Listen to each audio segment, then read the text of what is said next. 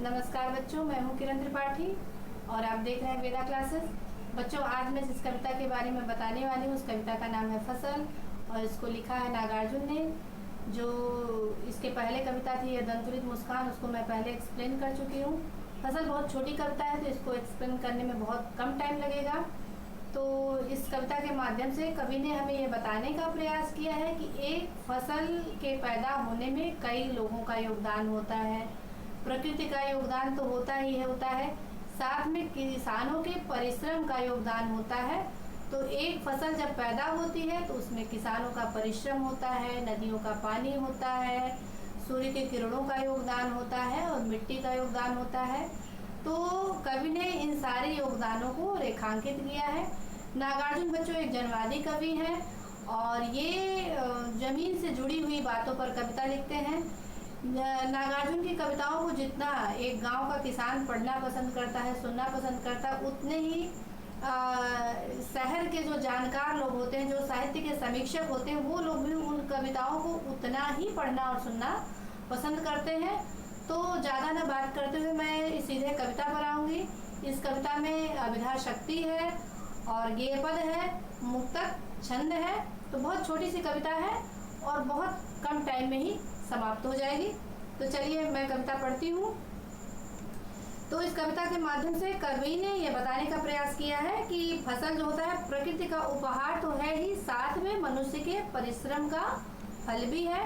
तो कवि क्या कह रहा है, एक के नहीं, दो के नहीं, ढेर सारी नदियों के पानी का जादू है।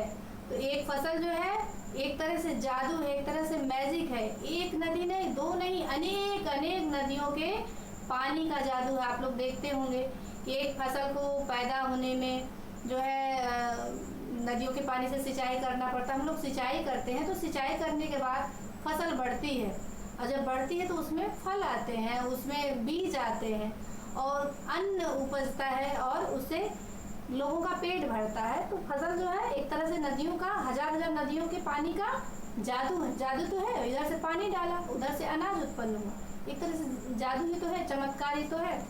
फिर कवि क्या कह रहा है, एक के नहीं, दो के नहीं, लाख लाख कोटि कोटि हाथों के स्पर्श की गरिमा है। कवि कह रहा है एक नहीं, दो नहीं, हजार हजार, लाखों लाखों, करोड़ों करोड़ों हाथों के स्पर्श की महिमा है, गरिमा है।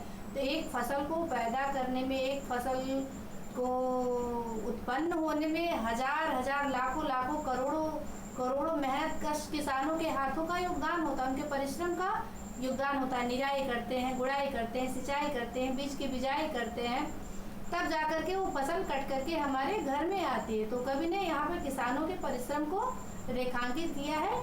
इसमें करोड़ों करोड़ों किसानों के परिश्रम का योगदान होता है। फिर आगे क्या कह रहा है कवि, एक की नहीं, दो की नहीं, हजार हजार खेतों की मिट्टी का गुणधर्म। तो कह रहा है कि फसल जो है एक दो नहीं, हजार हजार जो होता है खेतों की मिट्टी का गुण धर्म चूस करके उत्पन्न होती है। यानी जो मिट्टी में जो पोषक तत्व होते हैं उन पोषक तत्वों को चूस करके तो फसल उत्पन्न होती है। तो कह रही है कि कवि कह रहा है कि फसल एक साधारण फसल नहीं है, मतलब हजारों हजारों खेतों के जो मिट्टी होते हैं, उनके जो गुण होते हैं, उनमें जो उनका जो धर्म होता है, उनका जो स्वभाव होता है, वो सब पोषक तत्व चूस करके फसल उत्पन्न होती है। फिर कवि क्या कह रहा है कि फसल क्या है, और तो कुछ नहीं है, वह नदियों के पानी का जादू है, वह हाथों के स्पर्श की महिमा है, भूरी काली संदली मिट्टी का गुणधर्म है। तो कह रहा है कि फसल मेरे ख्याल से कुछ नहीं है, क्या है, एक तरह से जादू है। कौन सा जादू है, नदियों के पानी का जादू है और लाखों लाखों करोड़ों के हाथों के स्पर्श की महिमा, यानी उनके मेहनत का प्रताप है। और जो भूरी काली संदली मिट्टी का जो गुण है, जो धर्म है, वही गुण धर्म जो है एक फसल के रूप में परिवर्तित हो जाती है। फिर क्या कह रहा है, रूपांतर है सूरज की किरणों का, सिमटा हुआ संकोच है हवा की थिरकन का। तो आप लोग जानते हैं कि अगर सूरज की धूप ना पड़े तो एक फसल जो है विकसित नहीं होगी। तो कहीं ना कहीं वो किरणों का रूपांतर मान रहा है कि ऐसा लग रहा है कि सूरज की किरणें जो है एक फसल के रूप में रूपांतरित हो गई। तो सूरज की किरणों का भी योगदान है एक फसल के उत्पन्न होने में। फिर कवि क्या कह रहा है, सिमटा हुआ संकोच हवा की थिरकन का।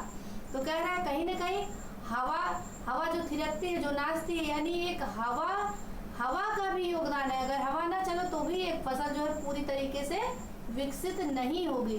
तो कवि के कहने का भाव है कि एक फसल के उत्पन्न होने में नदियों के पानी का योगदान होता है, किसान के परिश्रम का योगदान होता है, मिट्टी के पोषक तत्व का योगदान होता है, सूरज के धूप का योगदान होता है और पवन का योगदान होता है। तो इस फसल कविता के माध्यम से कवि ने एक प्रकार से प्रकृति को नमन किया है और मनुष्य के परिश्रम को भी रेखांकित किया है। तो इसी के साथ ही हमारी कविता समाप्त हुई। नमस्कार।